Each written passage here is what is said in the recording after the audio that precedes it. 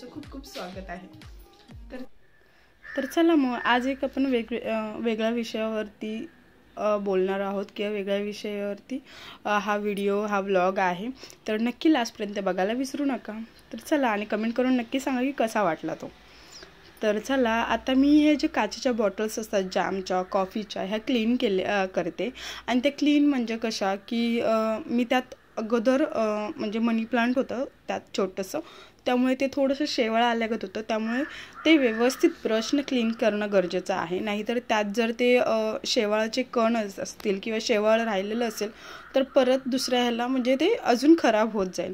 आणि पाणी हे सारखं मी चेंज करत होते तरीसुद्धा ते शेवाळ राहिलं होतं, कधी कधी बाय मिस्टेकली विसरून राहतं त्यामुळे।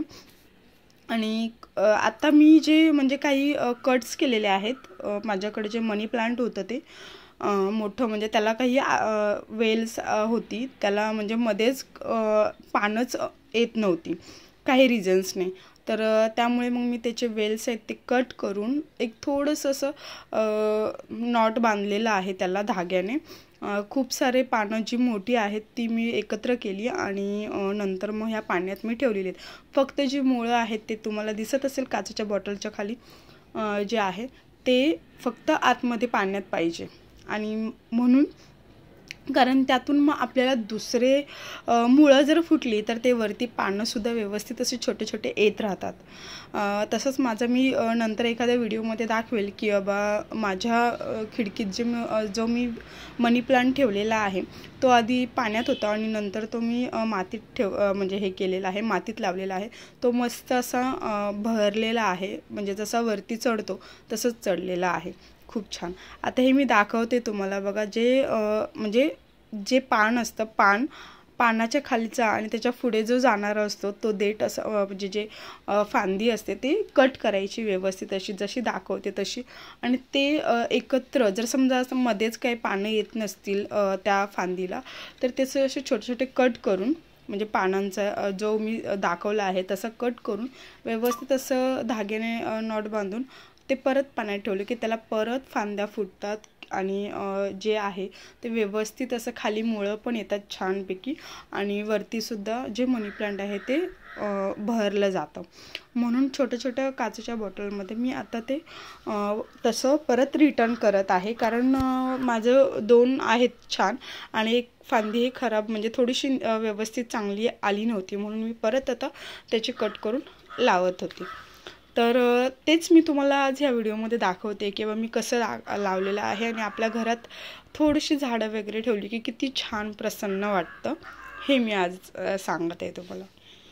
आणि म्हणजे आपल्या घराचा लुकसुद्धा वेगळा दिसतो, दिसायलाही आपल्याला प्रसन्न वाटतं। आणि आपल्या घरात जर तुळशीचं रोप असेल ते जर सुकलेलं असेल तर आपलं मन प्रसन्न नसतं, आणि जर बहरलेलं असेल तर मन एकदम छान प्रसन्न वाटतं।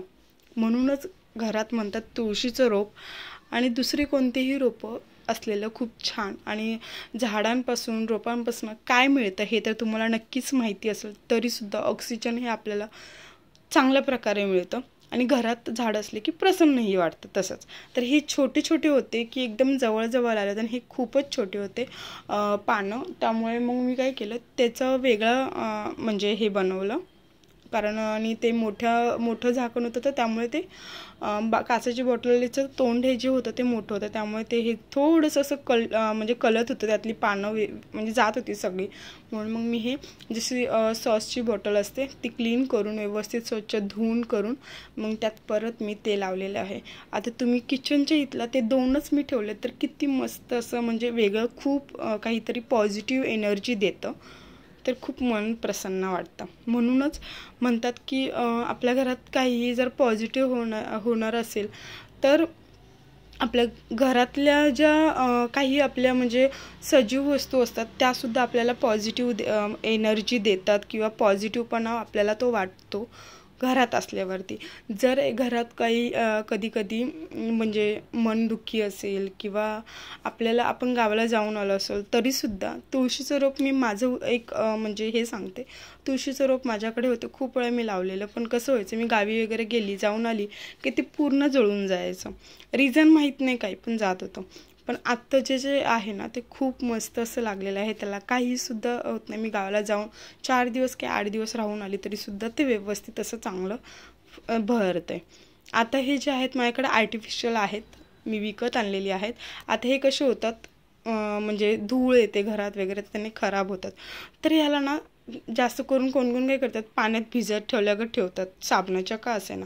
पण ते काय होतं, आतमध्ये जे ती माती वगैरे काय असते ना, चुना त्यांचा तो ओला होऊन ते जे प्लास्टिकचं बकेट असतं त्याच्या निघून जातं. म्हणून नाही, तेवढंच डेटॉलचा आपला हात साबणाचा घ्यायचा आणि थोडंसं चोळून धुवून घ्यायचं आणि ते व्यवस्थित असं छान निघतं. तुम्ही बघू शकता त्याचं व्हाईटच त्याचं बकेट आहे छोटंवालं, पण ते सुद्धा आता हे बघा मी थोड्याच वेळ ठेवलं तरीसुद्धा ते लगेच निघालं. तर हे सुद्धा कसं आहे, ओल्यात ओलं ठेवलं की खराब होतात.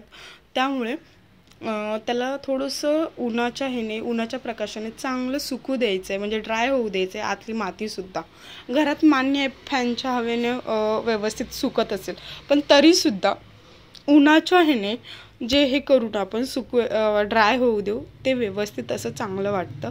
आणि हे तुम्ही बघू शकता, हे आर्टिफिशियल पण खूप छान असं वाटतात. क्लीन वगैरे केल्यावरती खूप छान वाटतं. म्हणून आपल्याला 8 दिवसाला 15 दिवसातनं जे काही असेल आपल्या घरात आर्टिफिशियल ते सुद्धा आपण व्यवस्थित क्लीन करून घ्यायचं आहे. जी झाडं छोटी असतात, आता खूप सारे आता येतात बाजारात मार्केटमध्ये, तसेच व्यवस्थित क्लीन करून वगैरे घ्यायचं आहे.